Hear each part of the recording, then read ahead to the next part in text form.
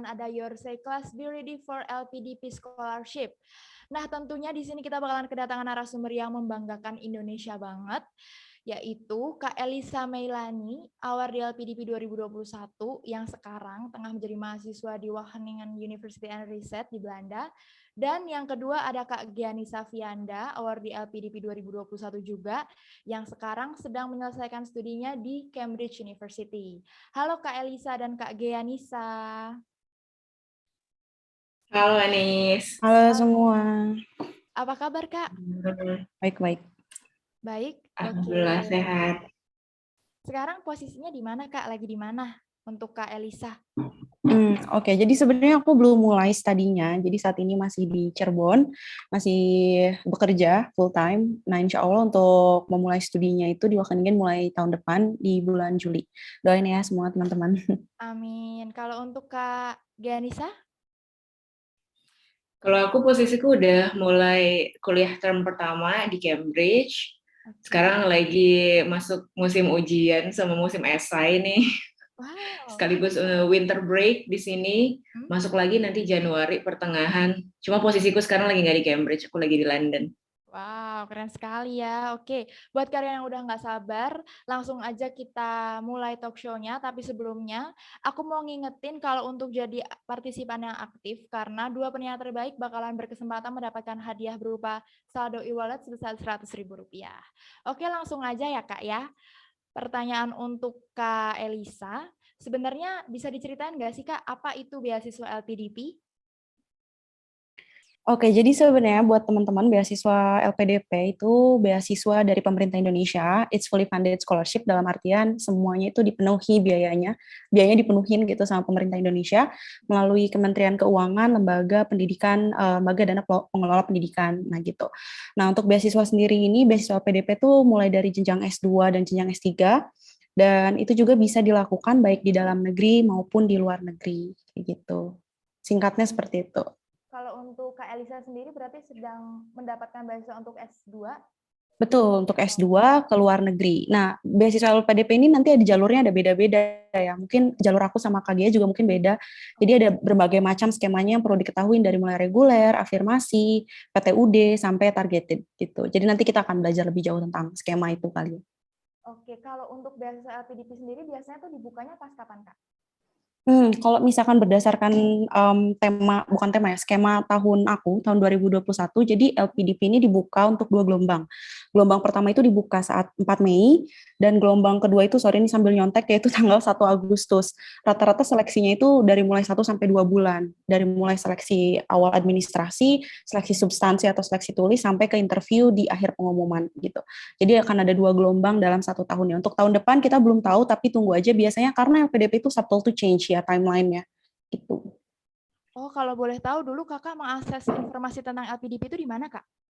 Oke, mungkin langsung ke website-nya aja di lpdp.kemenke.go.id atau beasiswa lpdp.kemenke.go.id. Sebenarnya kalau misalkan teman-teman di sini search di Google beasiswa LPDP, most probably website website LPDP-nya tuh langsung pop up di paling atas. Jadi mungkin langsung bisa ke website itu aja. Oh, berarti informasi tentang beasiswanya sudah tersedia di situ semuanya. Betul, lengkap semua tiap skema. Berarti dulu Kakak sebelum mendapatkan beasiswa rajin-rajin banget yang ngecek website itu ya, Kak ya? Iya, aku rasa nggak cuma pencari beasiswa LPDP, saya rasa semua pencari scholarship hunter itu harus melakukan itu sih. Jadi kayak harus rajin-rajin searching. Oke, kalau untuk beasiswa LPDP sendiri apakah fully funded, Kak? Dan kalau enggak, yang dibiayain itu apa aja? Iya, jadi ya beasiswa LPDP itu fully funded ya, full coverage. Jadi semuanya dibiayain, mulai dari biaya pendaftaran, SPP atau tuition fee, terus juga ada tunjangan buku, terus juga ada penelitian baik itu tesis maupun disertasi, terus juga ada seminar internasional dibiayain, publikasi jurnal internasional, terus juga tunjangan keluarga khusus untuk S3. Terus transportasi, tapi transportasinya itu kalau yang keluar negeri saat kita datang ke negara tujuan dan saat kita selesai studi pulang ke negara Indonesia. Terus juga ada visa dan residence permit, terus juga ada asuransi kesehatan, biaya hidup bulanan, biaya kedatangan, dan biaya keadaan darurat jika dibutuhkan. Jadi semuanya benar-benar di-cover sama LPDP.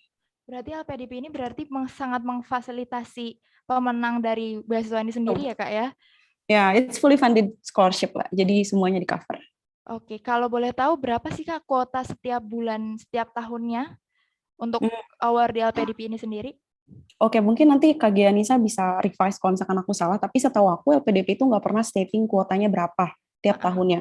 Jadi as long as semua pendaftarnya itu lolos di setiap Mm. seleksinya, baik itu administrasi, terus juga substansi, ke interview semuanya lolos, maka dia akan diterima gitu. Jadi sistemnya berdasarkan dia kelulusan passing grade selama seleksi atau enggak gitu. Jadi nggak ada kuota, misalkan gelombang 1 harus 100, gelombang 2 harus 200, enggak. Jadi itu salah satu kelebihan juga sih buat kita WNI untuk dapetin LPDP, karena nggak ada Berat- batasan kuota. Berarti semua orang memiliki peluang yang sama untuk mendapatkan award di LPDP itu ya Kak ya? Betul, betul. Oke. Nah, kalau untuk Kak Gianisa, sebenarnya ada berapa tahap sih Kak untuk proses beasiswa LPDP itu sendiri? Kalau berapa tahapnya, itu sebenarnya kalau apa namanya in general ya. Pertama itu pastinya seleksi administrasi. Itu ketika nanti aku akan share juga ada presentasi sedikit. Oke. Pertama kalian harus ngisi apa namanya persyaratan dokumen, kemudian ngerjain esai, ada pertanyaan-pertanyaan singkat juga. Nanti Alice mungkin akan cerita lebih banyak tentang esainya itu tentang apa aja. Oke. Nah, setelah lulus tahapan administrasi, nanti masuk ke tes akademik namanya.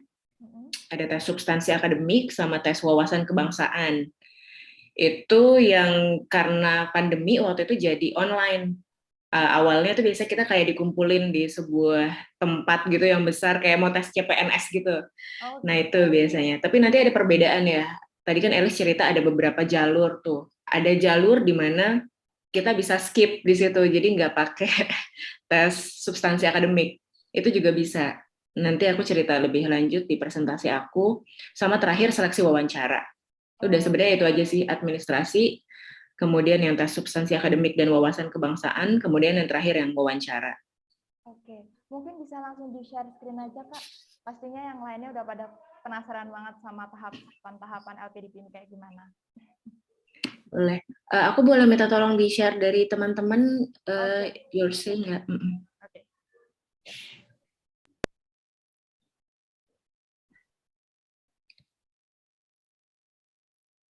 Oke. Eh, ya, selamat pagi lagi buat teman-teman yang udah join. Aku biasa dipanggil Gea. Nah, di sini aku akan cerita sedikit tentang beasiswa LPDP-ku. Pertama mungkin aku setting konteks dulu. Tadi kan Alice cerita ya bahwa jalurnya itu banyak sekali.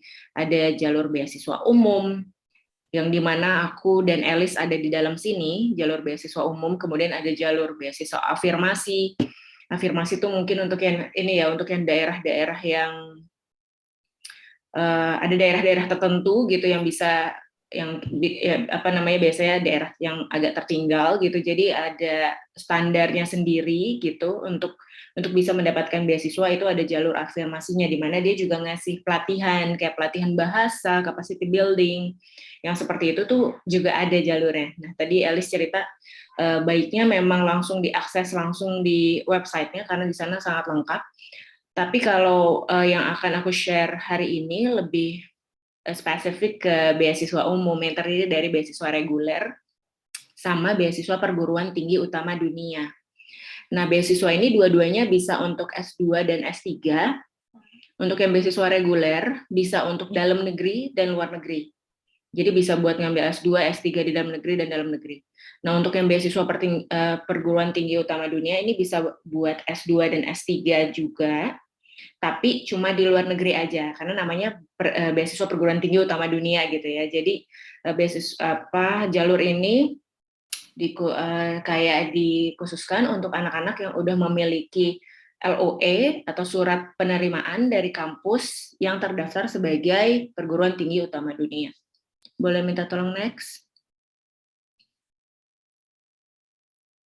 Nah, aku cerita sedikit yang tentang daftar perguruan tinggi utama dunia karena ini aku masuk lewat jalur ini ya, jalur PUTD gitu atau apa namanya perguruan tinggi utama dunia.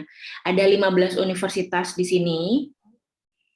Salah satunya yang nomor 10 universitasku, University of Cambridge di Inggris.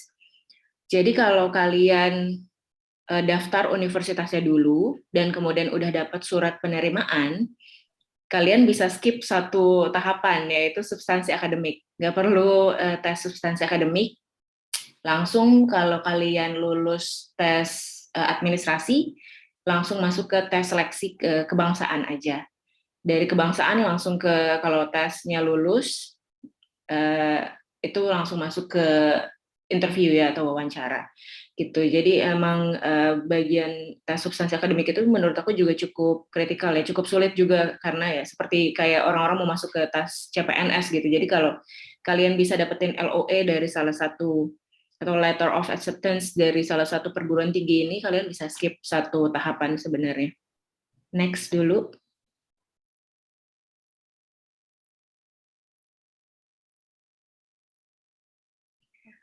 Nah, untuk tata cara pendaftaran LPDP sendiri, itu tadi ini ya aku tulis di sini websitenya ini, beasiswalpdp.kemenq.go.id. Di situ nanti jelas banget apa aja yang harus diisi, termasuk esainya itu apa aja, kayak misalnya esai kontribusi terhadap Indonesia setelah lulus, kemudian what is your weakness and your strength gitu ya, kekuatan dan kelebihan kamu apa, terus juga ada kegagalan terbesar kamu apa, dan bagaimana kamu overcome the kegagalan, kayak gitu. Yang seperti itu juga ditanyakan di dalam proses pendaftaran. Terus yang kedua pertanyaannya adalah apakah kamu sudah memiliki letter of acceptance yang seperti tadi aku bilang. Kalau iya, apakah dia conditional atau masih ada persyaratan yang harus kamu selesaikan untuk dia jadi unconditional atau tidak bersyarat gitu ya. Jadi kalau LOE itu kan ada dua jenis, ada yang masih ada bersyarat, ada yang udah nggak bersyarat lagi. Kebanyakan sih teman-teman masih punya yang conditional, biasanya itu kayak sisa persyaratan bahasa gitu. Nah, ini juga yang menurut aku super penting ketika mau daftar LPDP itu juga, dan daftar universitas ya, itu nyiapin IELTS ya gitu, IELTS atau TOEFL. Kalau di dalam negeri mungkin masih bisa pakai ITP, nanti Elsa boleh kalau aku kurang tepat boleh tolong dikoreksi. Nah, tapi kalau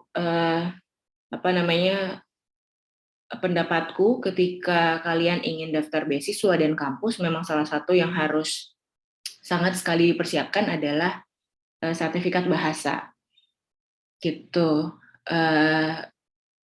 Kemudian LOE yang masih kondisional gitu, misalnya masih ada persyaratan bahasa yang belum terpenuhi, itu juga sebenarnya bisa dipakai kok di LPDP. Jadi nggak sesaklek itu ya kalau menurut aku, karena dulu ketika aku apply ke LPDP pun itu aku pegang LOE dari Cambridge masih kondisional. Kondisionalku waktu itu masih bahasa, karena aku harus tes bahasa lagi. Sama satu lagi adalah funding, which is emang dari scholarship gitu ya, jadi kayak belum ada uangnya gitu. Dan si Cambridge minta bukti bahwa aku udah diterima scholarship. Nah, itu ada dua. Nah, itu kayak menurut aku nggak terlalu saklek. Selama kalian punya LOE itu bisa dicantumkan dulu. Dan juga nanti kan kalau kalian nanti bisa milih 3 universitas sebenarnya. Bisa milih universitas ketika apply LPDP. Nah, itu bisa milih 3 gitu. Tapi kalau kalian udah punya LOE yang unconditional atau LOE yang udah bisa langsung dipakai, nggak ada syarat lagi, itu juga bisa milih 1 universitas aja. Jadi kayak masukin 3 universitas yang sama. Nah, beberapa teman aku kayak gitu. Kemudian yang ketiga, melengkapi dan mengunggah semua dokumen pada aplikasi pendaftaran gitu ya. Tentu saja harus disubmit, jangan cuma diliatin aja dokumennya gitu. Terus di sini ada catatan-catatan yang menurut aku penting juga. Jadi perguruan tinggi dan program studi harus sesuai dengan salah satu pilihan pada aplikasi pendaftaran LPDP, karena itu kayak drop down gitu pilihannya. Jadi pas diklik nanti akan muncul universitas dan programnya. Jadi emang harus dia lihat apakah program yang kalian cari dan universitas yang kalian cari itu ada di daftar LPDP. Kemudian intake studi harus memenuhi ketentuan yang ditetapkan LPDP. Jadi kayak waktu mulai perkuliahannya itu harus sesuai dengan timeline-nya LPDP gitu ya. Jadi itu nanti dijelasin juga kok di dalam website-nya ini. Tapi hal ini cukup saklek ya kalau yang ini ya. Jadi harus dipenuhi gitu. Terus yang terakhir, kalau intake perkuliahan yang tercantum pada LOE unconditional yang diunggah nggak sesuai nih dengan ketentuan, maka ada yang bisa defer. Jadi defer itu adalah deferring ya, dia jadi nunda keberangkatan ke term berikutnya. Gitu, itu pun bisa dilakukan dengan kondisi-kondisi tertentu gitu. Nah itu nanti bisa, tapi itu tergantung universitasnya juga. Jadi misalnya kamu udah diterima tahun ini tapi masih belum bisa berangkat, misalnya apalagi karena dalam kondisi pandemi, sakit atau apa, itu kan kita bisa minta defer sebenarnya ke universitas ke tahun depannya. Tapi tergantung universitasnya juga sebenarnya, karena beberapa program di Cambridge contohnya nggak bisa di defer karena banyak banget anak yang pengen masuk ke program itu gitu. Jadi kayak kalau mau masuk harus daftar lagi, tapi ada beberapa program yang nggak bolehin defer. Itu juga harus hati-hati. Gitu. Next. Nah, ini yang tadi aku cerita, proses seleksinya, seleksi administrasi, substansi akademik, dan wawasan kebangsaan biasanya nyatu sama seleksi wawancara. Untuk yang aku kotakin merah ini, seleksi substansi akademik, aku nggak pernah ikut seleksi substansi akademik karena tadi aku lewat jalur yang perguruan tinggi utama dunia gitu. Jadi waktu itu aku langsung skip ke tes wawasan kebangsaan, dan tesnya waktu itu online karena lagi pandemi. Wawancara juga online sekarang karena lagi pandemi juga gitu. Next.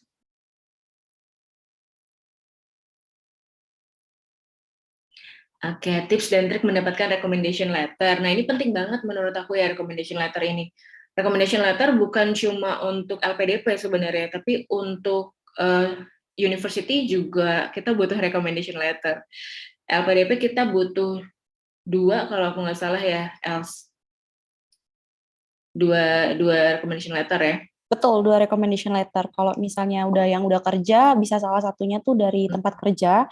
Kalau yang belum atau masih fresh graduate, bisa dua-duanya dari academicians-nya atau dosennya gitu ya.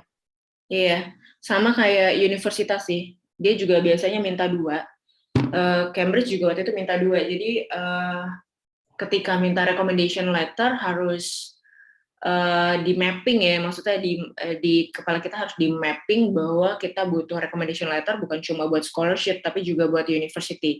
Apakah kita akan pakai orang yang sama? Lalu bagaimana mengkomunikasikannya? Dan yang paling penting menurut aku tips and trick adalah jangan mepet kalau minta recommendation letter. Jangan mepet, kemudian pilih orang dengan posisi yang tinggi, gitu ya. Misalnya kalau di universitas kita caranya yang profesor atau kayak rektor atau dekan yang kayak gitu-gitu. Terus gimana cara mintanya, yang pasti harus sopan dan kasih mereka tadi ya cukup waktu untuk nulis, atau bahkan kadang-kadang mereka minta kamu yang tulis gitu. Kayak misalnya dosen aku minta aku yang tulis recommendation letter aku sendiri, nanti dia akan review, dia akan coret-coret, kemudian dia akan tanda tangan. Kayak gitu. Tadi yang Alice cerita, kalau kita udah punya professional experience, it's better kalau kita ada 2 recommendation letter. Yang pertama harus tetap dari university, harus tetap ada. Dari universitas kita yang dulu, misalnya universitas aku pas ketika S1, sama satu lagi yang dari professional background gitu, misalnya kayak supervisor atau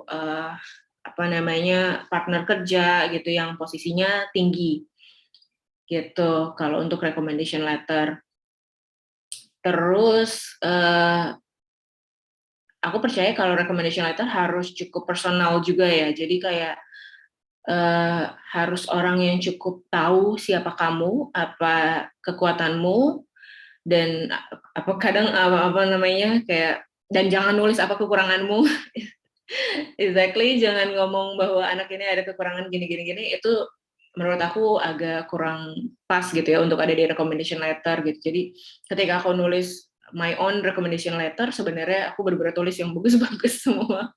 Dan itu kemudian di-review sama supervisor aku. Kayak gitu, terus iya sih harus cukup dalam sih kalau menurut aku orang-orang yang kenal sama kamu.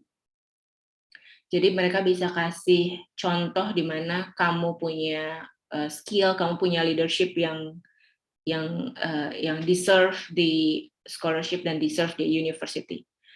Gitu. Nah, makanya kalau kalian punya network, punya profesor yang bagus, punya dosen yang baik, punya supervisor yang keren, itu komunikasi tetap harus di-maintain ya dengan baik sama mereka, karena menurut aku network itu sangat valuable gitu, terutama untuk kayak gini ya, ketika kalian butuh recommendation letter atau ketika nanti kalian kerja gitu. Next dulu.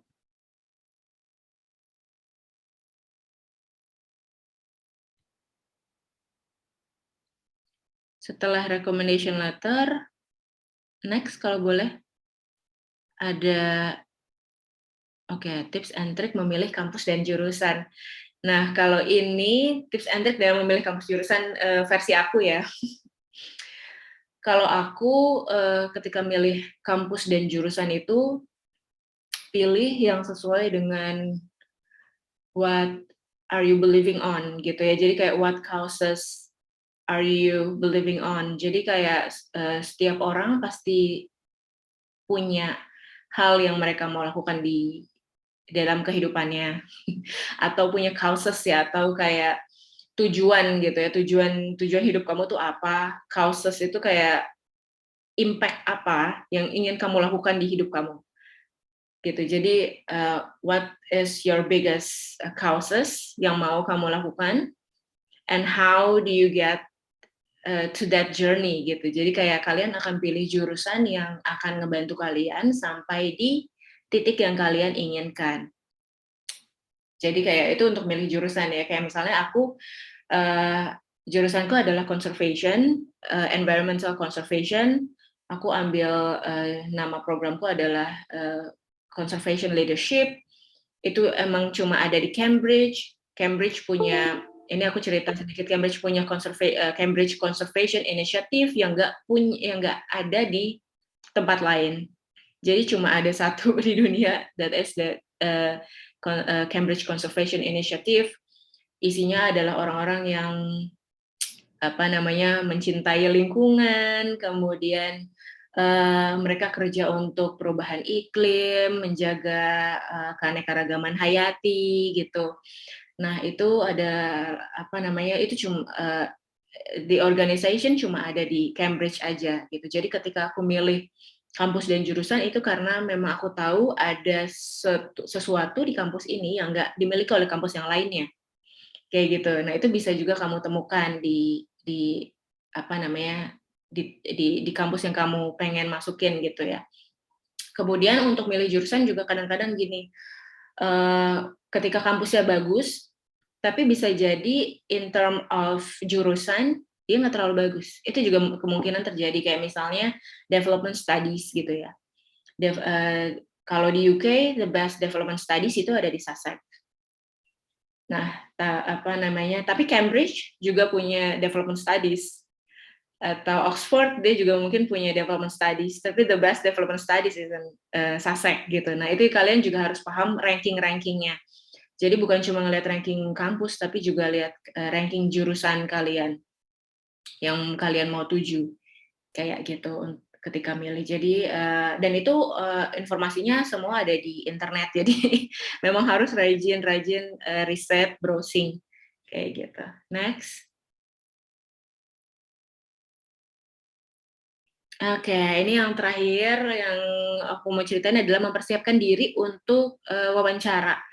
Kemarin teman-teman Yorsay nanya ke aku kayak pertanyaan yang sering keluar ketika wawancara apa sih gitu kan. Terus gimana cara ngejawabnya gitu. Nah, ini yang versiku pertama tuh pasti mereka akan nanya untuk perkenalkan diri ya. Kalau wawancara, kalau misalnya kalian ngambil yang di dalam negeri, biasanya wawancaranya pakai bahasa Indonesia. Tapi kalau di luar negeri, biasanya wawancaranya pakai bahasa Inggris. Gitu. Atau campur. Bahkan kadang campur. Pas aku waktu itu full Inggris, tapi ada beberapa teman-teman aku yang campur. Jadi kayak tergantung ke wawancaranya aja. Tapi harus mempersiapkan diri untuk wawancara dalam bahasa Inggris kalau emang kamu apply ke luar negeri. Gitu. Nah, pertanyaan pertama pasti memperkenalkan diri atau tell me about yourself. Nah, ketika menurut aku pertanyaan ini adalah pertanyaan yang sulit karena kamu harus pitching dalam jangka waktu yang singkat. Jadi jangan sampai kamu perkenalkan diri terus habis itu kayak ngalor ngidul sampai panjang tapi nggak ada dagingnya gitu ya. Jadi kayak kamu harus mempersiapkan pitching jangan lebih dari 2 menit karena orang akan bosan ngedengerin kita ngomong terlalu lama tentang siapa diri kita gitu. Jadi itu perlu kamu persiapkan dalam 2 menit apa yang akan kamu omongin gitu. Dan biasanya kalau aku pakai structure past, present, dan future gitu. Jadi kamu akan cerita di past itu kamu ngerjain apa aja, kamu misalnya lulus dari mana, kerjaanmu apa aja yang pernah kamu lakuin, terus present, which is sekarang kayak apa yang sedang kamu lakuin, kemudian in the future apa yang ingin kamu lakukan, gitu. Jadi kayak ada timeline waktunya, dan itu harus dilakukan dalam jangka waktu kurang dari 2 menit, gitu. Jadi kayak kamu padetin gitu ya.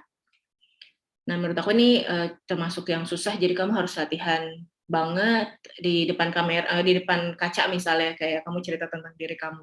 Jadi pas kamu dapat pertanyaan ini kayak udah di luar kepala, gitu. Kemudian, kenapa kamu memilih negara tertentu? Ini aku waktu itu juga ditanyain, kenapa aku milih UK? Kenapa aku milih Cambridge? Kenapa aku milih konservasi? Itu aku ditanyain. Jawabanku waktu itu kadang-kadang gini, kita juga bisa nggak terlalu serius gitu ketika lagi interview. Kita bisa juga agak santai, agak bercanda gitu ya. Karena that's what make you human gitu. Jadi kayak bikin mereka kayak ketawa, bikin mereka kayak happy gitu ya. Interviewernya gitu. Aku milih UK misalnya kayak waktu itu aku waktu itu jujur sih aku ngomong karena aku suka kayak dengerin konser klasik, terus abis itu aku suka kayak gedung-gedung yang kayak tua, arsitekturnya kayak gitu-gitu, dan pengen pengen main aja gitu pengen lihat UK gitu ya, pengen hidup di negara yang punya culture, salah satu culture yang kuat seperti itu. Gitu. Terus habis itu tadi aku udah cerita sedikit tentang kenapa aku milih Cambridge, karena Cambridge punya Cambridge Conservation Initiative yang gak dimiliki oleh kampus lainnya di dunia. Kemudian program aku Conservation Leadership is the first program yang menargetkan leadership tapi dalam untuk lingkungan ya, leadership tapi untuk lingkungan, untuk perubahan iklim, dan itu yang program pertama itu ada di Cambridge. Kemudian ada program lain di universitas yang lain, ada satu lagi di universitas yang lain tapi tidak sebagus Cambridge kayak gitu. Nah, itu yang kayak seperti itu kita harus benar-benar paham gitu bahwa apa yang kita pilih ini spesial, dan kita harus tunjukkan ke interviewernya bahwa yang saya pilih ini spesial gitu, dan ya gitu. Jadi kamu harus cerita kayak gitu. Jangan lupa harus percaya diri, karena kalau kamu nggak percaya diri, nanti dia juga nggak akan percaya sama kamu. Interviewernya nggak akan percaya sama kamu kalau kamu nggak percaya sama diri kamu sendiri. Gitu. Terus yang ketiga, it can be super personal. Jadi pertanyaannya yang kayak kemarin, setelah aku ngobrol sama beberapa teman juga kadang-kadang ternyata pertanyaannya super personal. Kayak misalnya dia akan nanya, what is the problem you want to tackle? Kayak di Indonesia menurut kamu problem di konservasi, dia nanya ke aku, apa aja sih gitu. Terus kayak karena background kehutanan, dia akan nanya-nanya tentang kehutanan. Dan dia akan nanya, kenapa kamu pikir itu penting gitu. Terus solusi kamu apa? Jangan cuma ngomong doang dong gitu kan, kayak menurut kamu solusinya apa? Kamu harus cerita kayak gitu. Nah dia nanya tentang hal-hal ini. Jadi tadi yang aku bilang, kamu harus tahu kayak what is your calling, what is your causes that you want to do gitu in your life. Nah makanya nanti kamu akan bisa jawab pertanyaan-pertanyaan ini dengan passionate gitu ya, dengan passion gitu. Kemudian nah, beberapa teman aku juga mereka ternyata dapat tentang ini ya. Kemarin aku ngobrol sama teman-teman aku yang dia anak arsitek, terus dia ngambil housing di UK juga, dan ternyata dia juga ditanyain tentang kayak menurut kamu program apa masalah perumahan di Indonesia itu apa sih menurut kamu gitu. Terus kayak solusinya apa sih? Jadi ternyata memang pertanyaannya personal ya. Mereka akan nanya apa sih anak ini, apakah dia benar-benar ngerti apa yang mau dikerjain kayak gitu. Terus ini bagaimana kontribusimu untuk Indonesia? What's your plan after graduating? Nah, ini kamu juga harus tahu, karena kamu juga akan nulis hal ini di esai. Nanti Alis kan akan cerita nih tentang kontribusi di Indonesia, kontribusimu di Indonesia apa kayak esai gitu ya, bagaimana kita ngejawabnya. Jadi pas ketika mewawancara juga penting untuk kayak baca lagi esai kamu, karena biasanya mereka akan konfirmasi apa yang kamu tulis. Jadi read again gitu ya, your essays. Kemudian menjelaskan rencana studi. Ini pertanyaan standar ya pastinya. Kamu harus tahu lah rencana studimu seperti apa, berapa lama kamu studi, berapa mata kuliah yang kamu akan ambil, kira-kira bakalan hektik nggak. Kamu juga nggak boleh cuma studi doang dong, harus ada kegiatan di luar akademik, kamu harus bangun your network gitu. Itu penting banget karena mereka juga akan ngelihat kayak keaktifan kamu di luar akademik itu seperti apa. Kemudian apakah kamu yakin bisa menyelesaikan studimu dalam jangka waktu yang telah ditetapkan gitu. Kalau misalnya ternyata, nah ini kayak ada pertanyaan-pertanyaan psikologis juga karena waktu itu interviewerku ada 3 orang dan salah satunya adalah psikolog.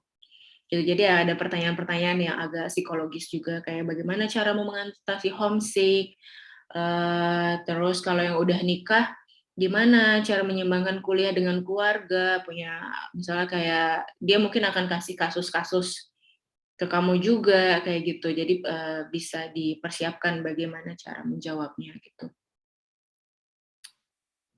Terus next. Nah ini udah apa namanya, kalau tadi aku udah cerita tentang daging-dagingnya ya, nah ini aku mau share sedikit bagaimana kehidupan di Cambridge. Nah ini adalah teman-teman kelasku. Kelasku kecil banget, kita cuma ada 20 orang dan datang dari 18 negara yang berbeda, jadi sangat diverse. Satu negara tuh cuma satu satu orang, tapi ada yang dua sih, yang kayak US ada 2, terus India ada 2, sisanya semua satu. Nah ini yang tadi aku cerita, ada Cambridge Conservation Initiative yang cuma ada di Cambridge, CCI, gitu, yang dimana isinya memang orang-orang yang sangat concern terhadap isu lingkungan. Jadi kita semua punya nilai atau values yang sama, to save the biodiversity, to save the planet, kayak gitu. Jadi kayak menyenangkan gitu ya, untuk kalau kalian memilih jurusan yang tepat dan program dan universitas yang tepat, itu akan sangat menyenangkan karena kalian akan punya values yang sama dengan teman-teman kalian, dengan universitasnya, dan itu akan memberikan energi tersendiri gitu buat kalian. Next. Nah, ini yang agak lucu-lucu nih. Jadi Cambridge dan Oxford ya, sebenarnya Oxbridge disebutnya. Kalau di UK mereka punya sistem college. Jadi collegial university itu agak beda ya sama universitas yang lain. Jadi kayak Cambridge kita punya 31 college. Jadi college itu kayak misalnya ke teman-teman yang nonton Harry Potter nih, kan kayak ada chamber-chambernya, kayak misalnya ada kayak Gryffindor, terus ada Hufflepuff, kayak gitu-gitu. Nah, Cambridge itu punya yang kayak gitu. Jadi kayak ada 31 college, jadi nanti kita akan milih kita masuk kayak ke kamar yang mana. Nah, itu kita boleh milih ketika kita apply kampus. Cambridge dan Oxford yang punya apa namanya kayak sistem kolegial kayak gini. Nah, aku ada di kamar yang namanya Downing College gitu. Nah, ini foto yang sebelah kiri ketika aku matriculation. Jadi kayak kita kayak disumpah gitu waktu itu kayak untuk setia kepada college kita, untuk menjaga nama baik college kita, persis yang kayak waktu itu adegan di mana yang Harry Potter milih kamar, terus habis itu pakai topi yang kayak gitu-gitu, terus habis itu nanti masuk ke kamar yang mana. Nah, itu tuh ada adegan-adegan kayak gitu di sini. Kemudian juga matriculation namanya, kemudian ada matriculation dinner yang di sebelah kanannya, ini teman-teman yang di satu kamar sama aku, Downing, dan kita tersebar ya, jadi kayak misalnya teman-temanku yang lain, itu bisa jadi dia ada di college yang lain gitu, jadi kita yang paling kita suka sebenarnya di sini adalah kita tuh biasanya suka pergi dari college satu ke college yang lain, jadi kita ngeliatin kayak, oh ternyata college ini tuh kayak gini budayanya, college ini tuh kayak gini budayanya, oh bangunannya beda, karena mereka ini dibangun di tahun-tahun yang beda juga ya, jadi kadang-kadang ada college yang super tua banget, di mana bangunannya itu kayak gothic banget, tapi kalau yang Downing ini dia ada di pertengahan ya, punya aku, bukan punya aku sih, jadi kayak si college aku ini kayak dia di pertengahan, dia termasuk college yang tua, tapi agak muda gitu, jadi agak lucu. Jadi dia desain architecture-nya itu dia udah bukan yang terlalu tua banget, udah bukan yang gothic. Jadi tuh kalau dilihat di belakang tuh udah kayak ada pilar-pilar, itu dia udah kayak agak Yunani gitu. Entah kenapa desainernya emang ambil dari Yunani. Kalau yang ini. Terus next.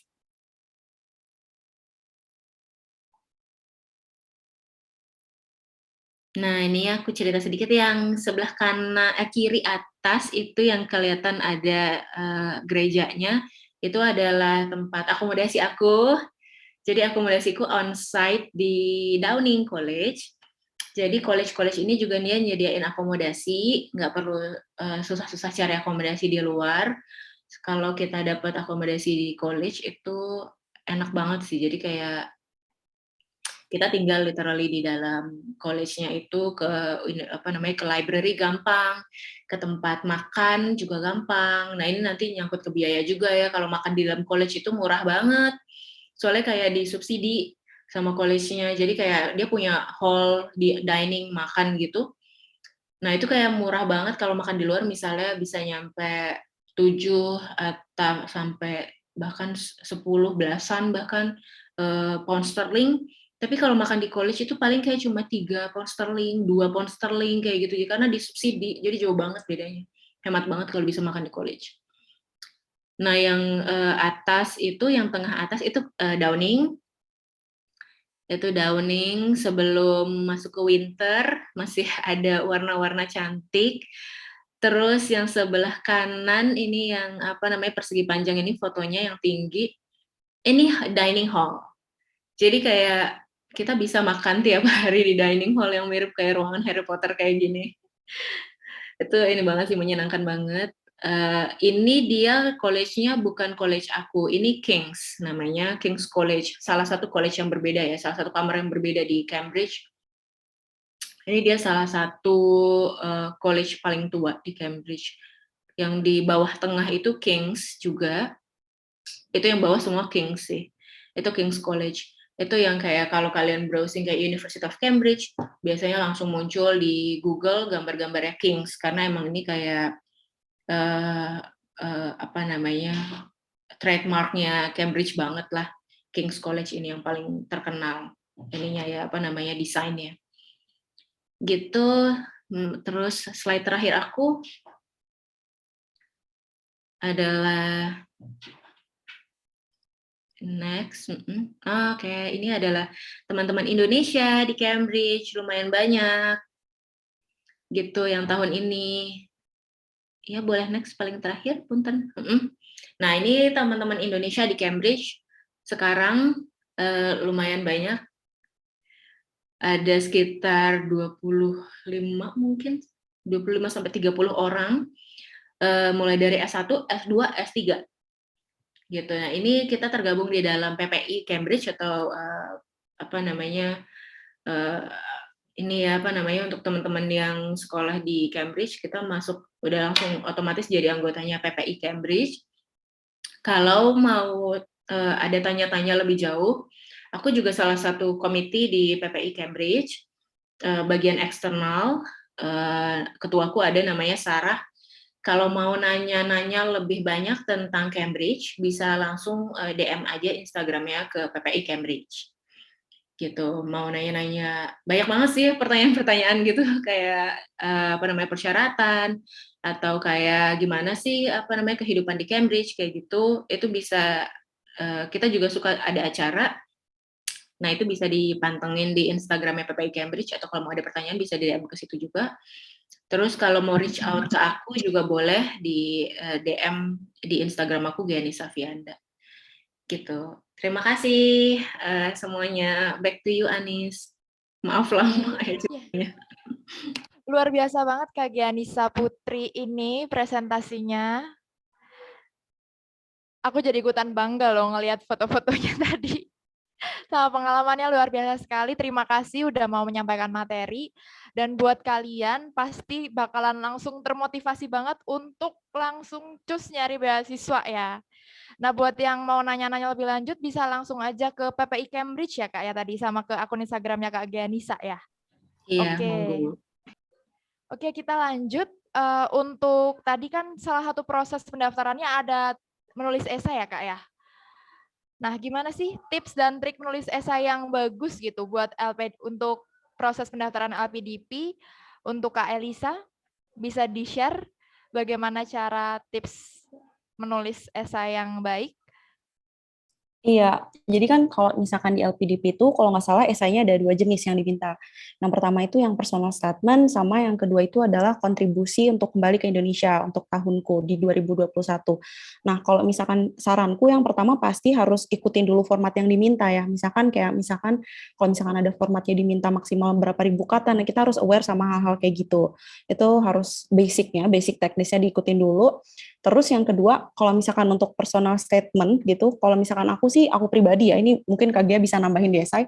Kalau aku pribadi mungkin kalau untuk yang personal statement lebih ke personal branding sih, kayak pengalaman kalian baik akademik sama non akademik. Kalau misalkan ada prestasi juga boleh kalian ungkapin gitu di situ, dan juga tentang gimana kelebihan sama kekurangan kalian. Nah, aku sih selalu bikin formula kayak gini karena aku daftar beasiswa cukup banyak sebenarnya, nggak cuma PDP, tapi ini yang selalu aku masukin gitu di SI, dimana kalau misalkan kita mau memperkenalkan diri atau menceritakan siapa diri kita, stating kelebihan dan kekurangan kalau aku ya. Tapi ketika kita stating kelebihan, kita jangan lupa juga untuk memberikan evidence atau buktinya. Kalau misalkan kita pengen stating kelebihan kita tuh salah satunya goal oriented gitu. Nah, dibuktikan apa nih selama kuliah, misalkan dalam 1 semester kita at least bisa ikutin 5 lomba gitu. Either itu menang atau nggak menang, yang penting kita tahu kita berprogres gitu, kita punya target setiap semesternya. Nah, kalau misalkan kita mau stating kekurangan kita apa, misalkan kita nggak well organized, tapi kalian juga stating how to cope with that, overcome with that gitu. Jadi itu formula dari aku untuk yang personal statement. Sementara kalau misalkan esai yang kedua, yaitu komitmen kembali ke Indonesia, mungkin banyak-banyak riset apa sih sebenarnya yang permasalahan di Indonesia sekarang yang masih bisa di-solve sama background studi kalian. Kayak misalkan contoh aku background-nya kan biologi, tapi biologinya lebih ke microbiology. Nah, apa sih di bidang mikrobiologi di Indonesia yang masih bisa di-improve? Nah, itu kalian bisa riset ke sana biar bridging-nya itu lebih enak. Ketika kalian kembali ke Indonesia, kalian tuh exactly tahu apa yang akan kalian lakukan dengan studi yang udah kalian dapat gitu selama S2 yang dibiayain oleh LPDP gitu. Terus kita juga harus tahu apa yang bisa kita berikan ke Indonesia setelah kita selesai studinya. Dalam artian juga kalian bisa bridging ke career aspiration. Dalam arti kalau misalkan kalian udah lulus, kalian menjadi apa gitu, kontribusi apa yang mau kalian kasih gitu. Dan mungkin yang paling penting di aku sih untuk esai komitmen kembali ke Indonesia itu kan terkait erat dengan kontribusi. Nah, kontribusi yang mau dikasih itu kontribusinya harus terukur. Maksudnya, kalau misalkan kalian kontribusi mau jadi presiden, it's okay. Tapi seterukur apa sih gitu, sekeberhasilannya itu kayak gimana? Jadi kalau aku pribadi sih kontribusi nggak lebih baik autentik, event itu kecil, tapi kalian bisa make sure, ensure, dan bisa kalian jamin ke provider atau ke pemberi beasiswa bahwa ini emang bisa atau possible untuk dilakukan kayak gitu. Nah, terus another tips lagi kalau misalkan SILPDP mungkin banyak-banyak proofread ya. kadang kita udah ngerasa esai yang udah kita tulis udah oke banget nih, udah perfect, tapi kan kita nggak tahu gimana sih pandangan orang lain terhadap esai kita. Kadang kalau misalkan udah dibaca sama orang lain, sama wordy LPDP-nya gitu, atau sama profesional lain, bisa kelihatan tuh apakah benang merahnya tersampaikan, pesan yang kita sampaikan sudah tersampaikan dengan baik atau enggak di esai kita, apakah terlalu bertele-tele atau enggak. Jadi banyak-banyak proofread, terus juga disesuaikan data dan fakta, either itu jurusan, program, universitas, kurikulum, dan lain-lain. Karena kita akan masukkan itu kan. Terutama kalau aku di personal statement itu aku nge-state kenapa aku harus kuliah di Wageningen, misalkan dengan jurusan food microbiology, kenapa nggak di yang lain, kayak gitu. Nah itu kalau aku pribadi, tipsnya aku bikin tabel gitu, misalkan aku punya beberapa pilihan program dan universitas, misalkan di kolom pertama itu aku stating tentang jurusan sama negaranya. Terus aku bikin tabel kedua itu ranking jurusannya, karena ada perbedaan dua ranking. Ada ranking universitas, ada ranking jurusan seperti yang tadi Kak Gia bilang. Bisa jadi universitasnya rankingnya lebih bagus, tapi untuk programnya sebenarnya lebih bagus di universitas yang rankingnya di bawah itu. Jadi mungkin kolom kedua tentang ranking jurusan, ranking universitas, terus juga tentang kurikulum atau program skemanya. Apakah masternya by research, apakah masternya combine, atau masternya by course gitu. Terus sebelahnya lagi keterangan skemanya. Dalam artian kalau misalkan di Wageningen itu semester 1, semester 2 itu full course gitu. Jadi ada mandatory sama elective course. Terus semester ketiga itu khusus untuk riset, tesis riset, dan semester keempatnya itu untuk khusus internship.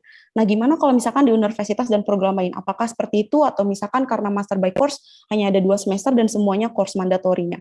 Itu di list. Terus list selanjutnya mungkin bisa juga dari durasi, karena LPDP itu kan strict kalau S2 maksimal 2 tahun ya.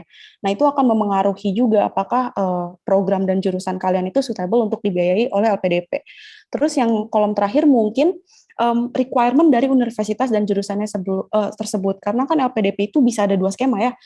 Skema yang sudah dengan LOA, di mana kalau misalkan skema dengan sudah LOA itu kita cuma bisa ngajuin satu program jurusan dan satu universitas, yang mana program dan universitas itu harus ada di list LPDP. Sementara kalau misalkan kita dengan skema tanpa LOA atau belum tanpa LOA, kita itu kan dikasih kesempatan untuk pilih 3 jurusan atau 3 universitas. Nah, dari 3 jurusan dan 3 universitas itu kita harus tahu nih persyaratannya apa aja. Misalkan IELTS 7, IELTS 6,5, IELTS 8, apakah kita bisa tes untuk requirement itu. Terus selain IELTS, apakah ada tes akademik lainnya, misalkan kayak SAT dan so on. Itu kalian bisa list. Jadi saranku untuk bikin esai ini kita harus sesuai data dan fakta dan bikin tabel supaya lebih mudah gitu kita bridging. Dan ini juga sebenarnya membantu teman-teman buat nanti ke tahap selanjutnya, tahap interview. Ketika ada pertanyaan kenapa kalian harus milih jurusan ini di program ini gitu. Jadi bikin tabel itu sangat membantu menurutku. Terus proofread dan juga yang pasti harus terurut, terarah, efektif, dan efisien. Jadi esai yang bagus tuh bukan esai yang misalkan 10 lembar atau 4 lembar, enggak, disesuaikan lagi. Tapi yang paling penting itu apakah pesan yang kita pengen kasih tahu ke pemberi beasiswa itu tersampaikan atau enggak. Mungkin itu sih untuk esai.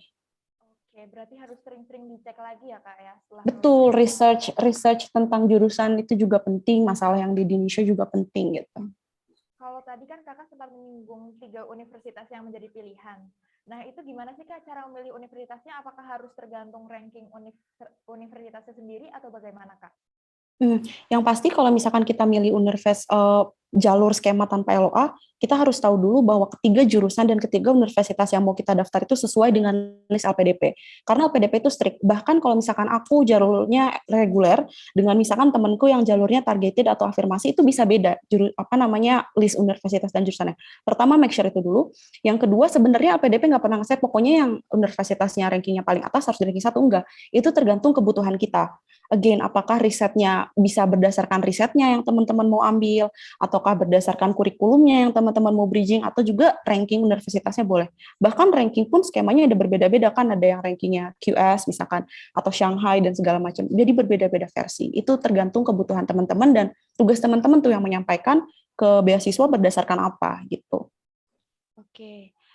Lalu Kak, ini ada pertanyaan dari Kak Helmi dari Bandung. Pada tahun 2021, proses penerimaan LPDP full online atau ada kegiatan tatap muka secara fisik?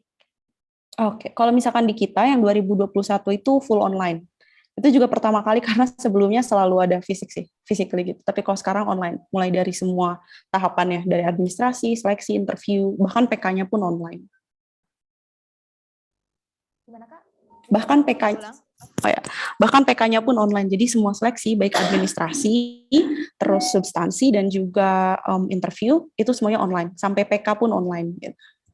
Kalau boleh tahu berapa bulan Kak prosesnya dari yang Kakak benar-benar admit ke websitenya sampai ada pengumuman diterimanya? Kalau contohnya ya, kalau misalkan aku tuh pembukaan di gelombang 1 4 Mei dan pengumuman terakhir itu di 22 Juli. Jadi sekitar 2 bulan dari awal seleksi sampai ke akhir. Berarti padat banget ya Kak 2 bulan itu dengan seleksi yang sebanyak itu ya Kak? Ya lumayan padat tapi nggak sepadat itu kok. Karena kan cuma yang pentingnya itu mungkin di seleksi administrasi, kita harus nyesuaiin jadwal karena PDP yang tuin dan interview gitu. Sisanya ya menunggu dan berdoa. Oh, menunggu dan berdoa. Oke. Oke, Kak. Ini ada pertanyaan untuk Kak Gianisa. Nashwa Alia. Mau tanya untuk tunjangan keluarga untuk beasiswa LPDP S3 itu mencakup apa aja ya, Kak? Apakah ada maksimum anggota keluarga yang ikut ke luar negeri bersama yang bersangkutan beasiswa? Ini dari Nashwa Alia untuk Kak Gianisa.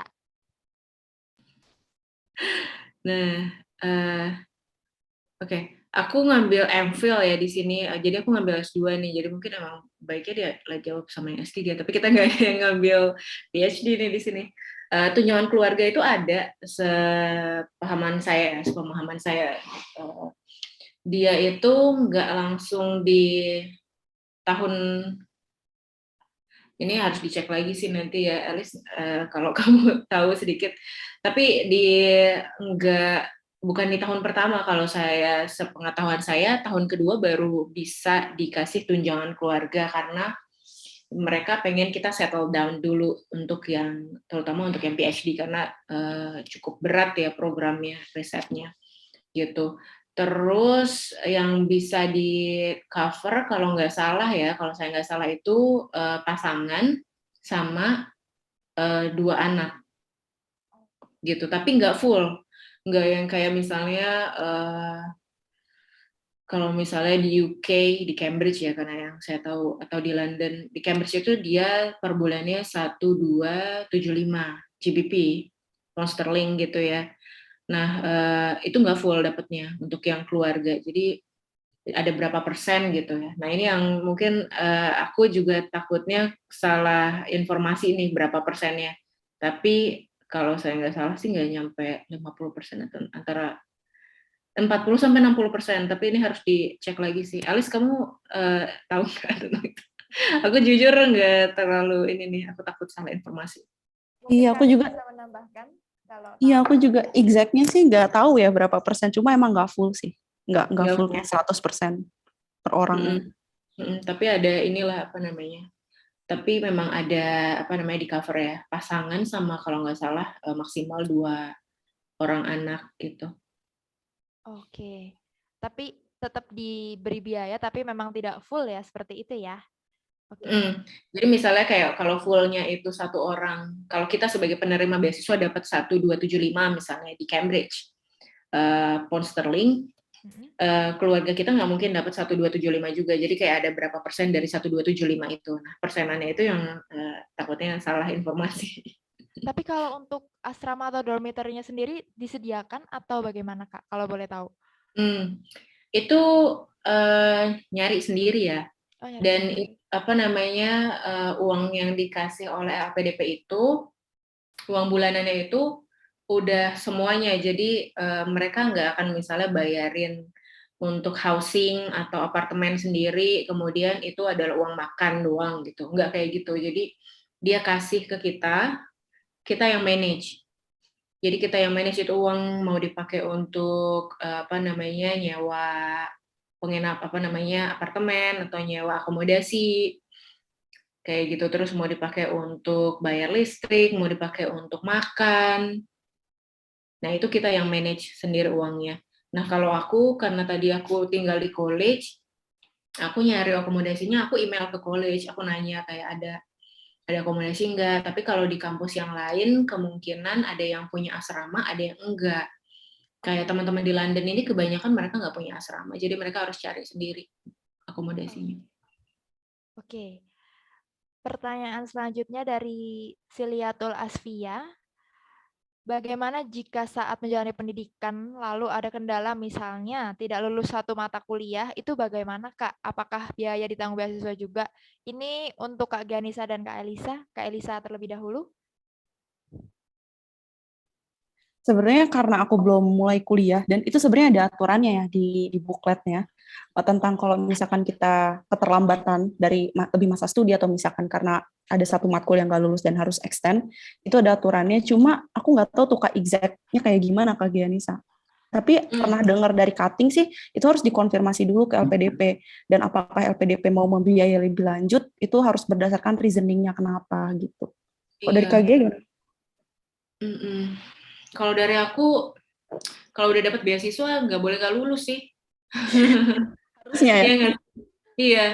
Dan perlu di apa namanya, beasiswa LPDP ini adalah uangnya datang dari taxpayer ya, dari para pembayar eh, tax di Indonesia, para pembayar pajak. So it can be yourself, it can be your parents, it can be your friends, it can be everyone gitu di negara kita gitu. Jadi kamu punya responsibility yang tinggi kalau menurut aku ketika kamu dapat beasiswa LPDP, kamu punya uh, apa namanya, moral responsibility. Jadi jangan sampai gagal, jangan membuang ya itu ya, kayak kita punya punya apa, tanggung jawab karena uangnya diambil dari uang pajak masyarakat gitu loh. Jadi dan kenapa juga kayak ketika lulus kan teman-teman yang dapat LPDP harus balik ke Indonesia untuk kerja di Indonesia, dan apa namanya, bahasanya mengabdi gitu ya, tapi ya apa namanya, intinya adalah kerja di mana beneficiary-nya atau penerima manfaatnya adalah negara kita sendiri karena memang uangnya dari negara kita. Jadi kalau menurut aku itu ya tadi ya, moral responsibility itu harus ditanamkan di dalam diri penerima beasiswa itu sendiri gitu, untuk nggak gagal dan untuk ya harus kontribusi terhadap negaranya pas ketika dia lulus gitu. Oke, kalau ini untuk Kak Gia dan Kak Alisa dari Melianti Saruksuk, izin bertanya, apa persyaratan utama supaya kita bisa mendapatkan LOA dari kampus tujuan kita, serta nilai plus apa yang bisa kita persiapkan agar bisa diterima oleh pihak LPDP ya Kak? Terima kasih Kak. Dari Kak Melianti Saruksuk untuk Kak Gia dan Kak Alisa. Kak Alisa dulu. Oke, boleh. Kalau misalnya gimana caranya dapat LOA itu sebenarnya beda-beda tiap kampus ya. Persyaratan tiap kampus itu beda banget. Persyaratan ITB sama UI aja beda gitu. Apalagi misalkan antar universitas di dunia. Jadi persyaratan universitasku di Wageningen mungkin aja beda sama di Cambridge. Nah, itu harus dilihat satu-satu memang. Bahkan dalam satu universitas pun persyaratan antar programnya bisa beda gitu. Jadi harus dilihat lagi ke portal website resmi universitasnya dan dilihat apa requirements-nya supaya kita bisa dapat LOA. Itu satu. Yang kedua mungkin yang secara teknis ya harus outstanding dokumen yang kita kirimkan, either itu CV, personal statement atau segala macam. Karena salah satu persyaratan kita untuk daftar beasiswa, bukan beasiswa, apa namanya, kampus ke luar negeri juga pasti dimintain tuh dokumen-dokumen kayak SI, CV segala macam. Tapi ada juga yang minta dokumen tambahan tes akademik lain, misalnya kayak SAT, GMAT gitu segala macam. Nah itu berbeda-beda tiap program dan tiap universitasnya. Kalau misalnya pertanyaan kedua apa? Gimana caranya dapat beasiswa LPDP kah?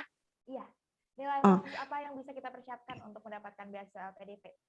Oke, selain persyaratan basic kayak misalkan kalau mau S2 IPK-nya seenggaknya minimal 3 gitu, dan persyaratan sertifikat IELTS, misalkan kalau di IELTS yang aku tahu untuk luar negeri minimal 6,5. Selain persyaratan basic itu tentunya ya prestasi akademik dan non-akademik gitu ya. Either itu prestasi di selama kalian kuliah atau prestasi selama kalian kerja bagi yang udah kerja. Jadi ya again kita harus outstanding, kita harus bisa nunjukin kenapa kita layak dapat beasiswa PDP, dan kelebihan-kelebihan kita itu gimana caranya kita bisa nge-bridging tapi nggak juga kelihatan too bold, dalam artian kita juga bisa nunjukin kalau kita punya growth mindset. Mungkin itu sih kalau misalkan dari aku. Gimana caranya supaya lebih outstanding daripada kandidat yang lain. Karena yang daftarnya kan banyak ya. Kalau dari Kak Gia?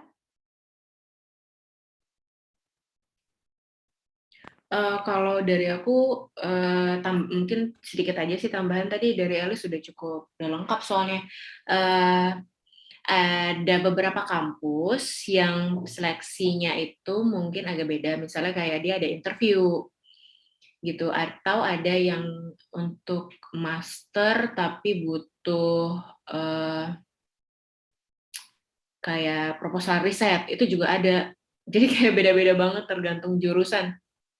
Karena aku juga baru tahu kemarin kayak misalnya ada temen yang mau masuk arsitektur di Cambridge, ternyata dia harus bikin kayak proposal riset singkat gitu. Tapi strukturnya udah dikasih kok sama Cambridge-nya.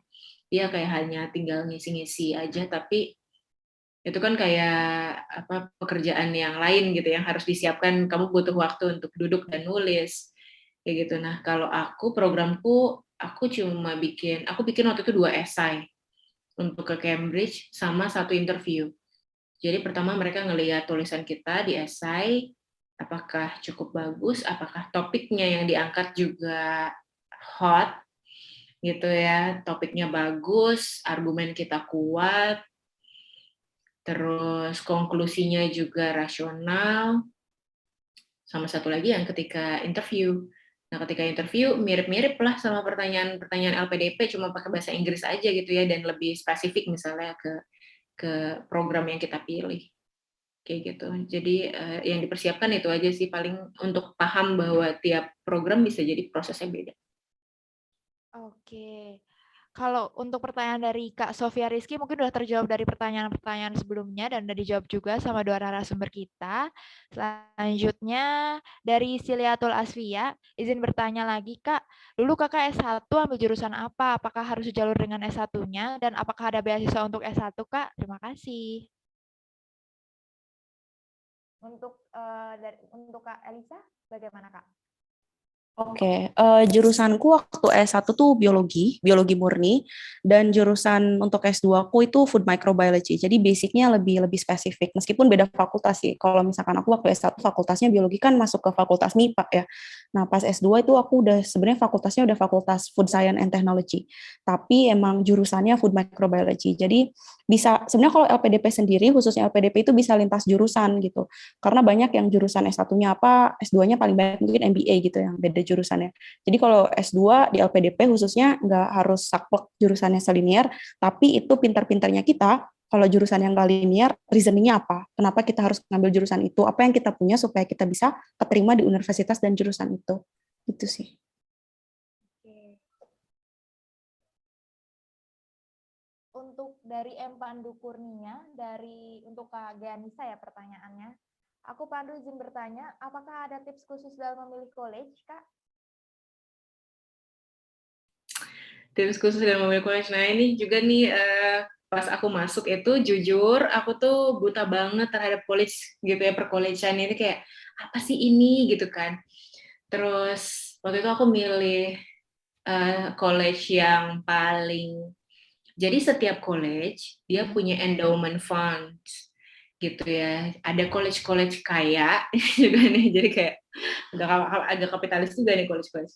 Jadi ada college-college yang kaya, ada college-college yang endowment fund-nya nggak terlalu banyak gitu. Jadi aku cenderung milih college-college yang endowment fund-nya itu cenderung tinggi gitu. Kayak Downing itu dia nggak terlalu tinggi tapi dia ada di pertengahan gitu. Karena sama apa ya, culture ya mungkin. Ini juga agak susah karena mungkin memang harus lebih banyak ngobrol sama teman-teman yang udah di Cambridge untuk tahu masalah college, karena jujur di websitenya sendiri percollegean itu susah untuk kita cari informasi ya. Aku juga dulu kayak milih Downing tuh juga karena aku pengen ngambil beasiswa lain sebenarnya di Downing, namanya Jardine Scholarship gitu, karena Downing punya link ke Jardine Scholarship, makanya aku pilih itu gitu. Jadi alasannya bisa karena memang college tertentu menyediain beasiswa, which is bisa dilihat ketika kita apply ke Cambridge, atau misalnya kita ngobrol sama teman-teman yang ada di Cambridge, misalnya kayak ada college-college yang liberal misalnya, ya ini ya menarik. Jadi kayak ada college yang sangat tradisional dan sangat kaya, misalnya kayak King's, Trinity itu salah satu yang paling tua, kaya dan tradisional. Ada Peterhouse, kayak gitu-gitu. Dari 31 kan banyak banget ya. Downing ada di pertengahan tapi dia masih sangat memegang culture. Ada yang kayak teman-temanku yang para environmentalist gitu, yang conservationist, orang-orang yang kerja untuk lingkungan banyak banget di college yang namanya Darwin. Tapi bukan dari Charles Darwin ini, jadi kayak Darwin yang berbeda gitu. Dan dulu banyak yang milih karena mereka pikir itu pendirinya adalah Charles Darwin gitu. Jadi kayak emang kayak agak chaotic juga ketika milih college gitu, tapi ternyata bukan. Terus banyak yang ngumpul di Darwin. Nah, Darwin ini dia cenderung sifatnya lebih kayak liberal gitu. Jadi kayak ketika lagi matrikulasi, nah tadi kan aku kayak pakai jas hitam gitu ya, gaun hitam, gaun kita nyebutnya. Nah kayak di college-college tertentu bahkan mereka kayak udah nggak butuh gaun lagi, ya, karena mereka cukup liberal kayak gitu-gitu. Jadi kayak menarik banget. Jadi setiap college mereka juga punya culture-nya sendiri. Kayak Downing terkenal atas diversity-nya, terus terkenal dengan apa namanya agak college tua yang modern gitu, terkenal dengan hal itunya. Dan dia juga kalau di dan kayak tergantung jurusan juga, kayak Downing itu banyak anak-anak hukum sama anak-anak sosial studies gitu. Jadi kayak memang harus banyak ngobrol sama teman-teman yang udah di Cambridge, bisa reach out ke PPI Cambridge kalau bingung. Gitu. Oke. Makasih pertanyaannya. Oke, semoga menjawab ya Mas Pandu. Oke, ini ada 2 pertanyaan terakhir dari Kak Tarania. Sore Kak, izin bertanya, apakah sertifikat juga diperlukan dan berpengaruh besar di beasiswa LPDP? Dan jika iya, apakah ada syarat sertifikat tertentu yang bisa digunakan Kak? Ini untuk Kak Elisa, bisa dibantu menjawab Kak? Oke, untuk sertifikat ya. Sebenarnya setahu aku ya, kita tuh nggak diwajibin untuk upload sertifikat apapun di LPDP. Cuma nanti pas kita masuk ke form aplikasi pendaftaran tuh kita kayak dikasih section di mana kita bisa nyebutin kita tuh organisasinya punya organisasi apa aja gitu. Terus juga prestasinya prestasi apa aja. Jadi sertifikat mungkin di keep aja, tapi kita bisa ceritakan itu, bisa stating itu di section yang emang kita butuhkan, sama kita bisa bridging itu di personal statement kita dan nanti pas diwawancara gitu. Tapi kalau misalkan untuk jaga-jaga, karena dulu aku pernah waktu pas mock interview sama katingku gitu, katanya semua sertifikat itu di apa namanya diseleksi yang offline ya sebelum pandemi itu dikasih lihat gitu ke interviewer gitu.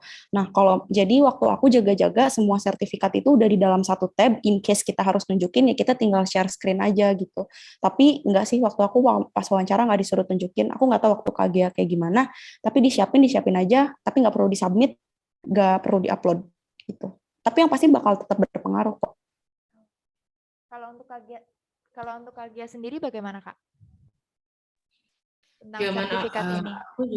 aku kan bareng sama Elis ya waktu itu ya, ininya apa namanya, term apply ke LPDP-nya, aku juga nggak ngupload sih, juga nggak ngupload sertifikat-sertifikat, tapi memang harus disiapin ketika interview, takutnya dia akan validasi atau verifikasi gitu ya, jadi memang udah harus tetap disiapin. Tapi pas kasus aku juga nggak nggak ditanyain gitu.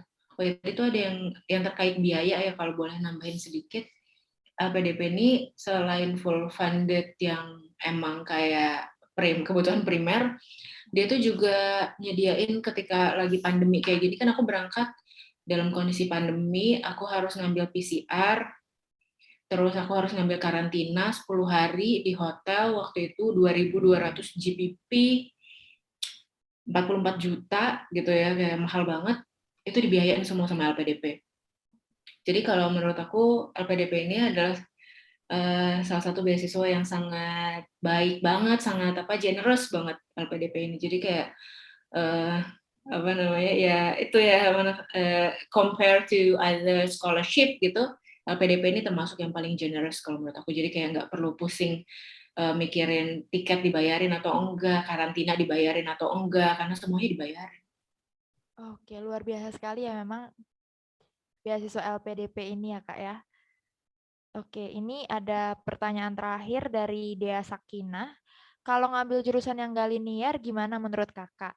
Apakah dari pihak LPDP mempertimbangkan kuat dalam hal itu? Untuk Kak Gianisa gimana Kak? Nggak harus linear. Tadi Alice juga nyebutin ya, kayak kalau kita bisa ngasih justifikasi yang kuat, Itu nggak masalah, karena ada teman aku yang dari S1 dia ngambil mining, S2-nya ngambil MBA, Master in Business Administration di Cambridge. S1-nya dia di ITB ngambil mining. Dan itu lulus gitu ya. Gitu. Jadi karena memang dia bisa menjustifikasi, selama kalian bisa memberikan justifikasi yang kuat dan bagaimana hal itu bisa berkontribusi terhadap masa depanmu dan masa depan Indonesia, aku pikir nggak ada masalah linear atau nggak linear.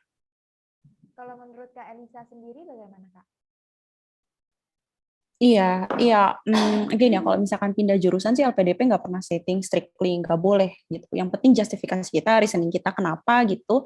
Sama mungkin kalau maksudnya perbedaan yang ekstrim aja dari yang apa namanya, misalkan jurusannya sebelumnya natural science ke MBA pun bisa gitu. Apalagi yang misalkan dari natural science mepet-mepet ke natural science lagi. Jadi nggak masalah sih. Yang penting gimana kita ngemas itu aja. Oke, nggak kerasa Kak, udah 1,5 jam kita barengan. Luar biasa sekali ilmu yang didapat dan informasi-informasi terkait beasiswa juga. Nah, sebelumnya aku bakalan mengumumkan dulu siapa sih orang terpilih yang berhak mendapatkan saldo e-wallet. Ini ada Kak M. Pandu Kurniawan dan Kak Sesti. Selamat ya Kak M. Pandu dan Kak Sesti, nanti bakalan dicat sama Yormin. Ya, oke.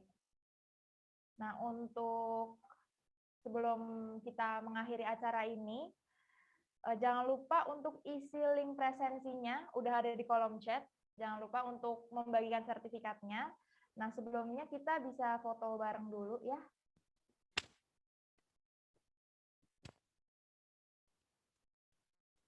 Halo, Sat.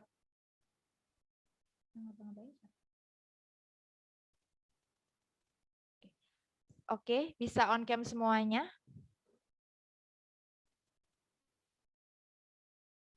Oke, sudah?